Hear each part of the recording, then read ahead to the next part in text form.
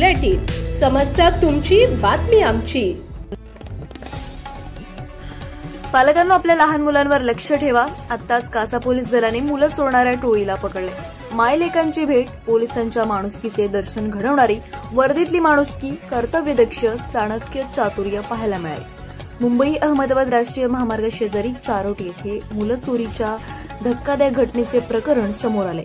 कासा पोलिसांनी या प्रकरणातील 4 आरोपींना अटक केली आहे। आरोपींनी 7 वर्षीय सत्यम मिश्रा आणि 9 वर्षीय सूरज मिश्रा या 2 लहान मुलांना कल्याण रेल्वे स्टेशनवरून पळवून आणल्याची कबुली दिली।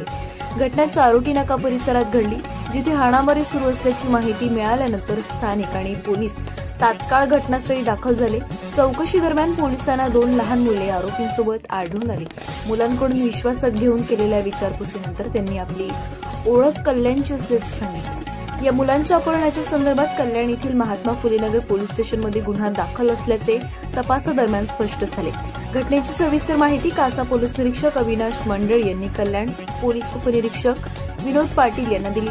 आरोपींमध्ये 2 महिला आणि 2 पुरुषांचा समावेश आहे। आरोपींना मेडिकल तपासणीनंतर कल्याण पोलीस ठाण्यात रवानगी करण्यात आली आहे। पोलिसांच्या सकारात्मक मानसिकता, निरागस मुलांच्या प्रेमळ विचारपुसीमुळे अखेर कल्याणच्या मिश्रा कुटुंबियांना सुखद धक्का मिळाला।